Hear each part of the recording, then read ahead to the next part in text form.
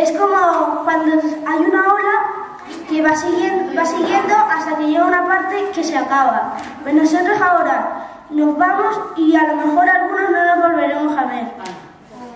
Y también estoy orgulloso de esta clase por todo lo que ha hecho, por las cosas malas y las cosas buenas que ha hecho, por los recuerdos que hemos tenido durante los 2 años, por las cosas malas, tristes que hemos tenido y las cosas muy felices que hemos tenido.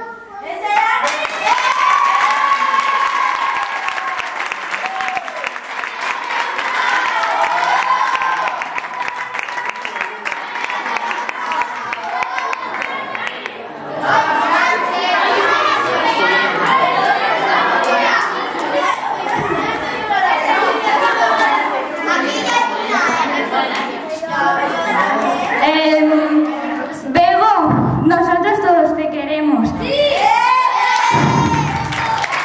Llevamos casi 9 años todos juntos hasta llegar a una época que nos hemos tenido que separar.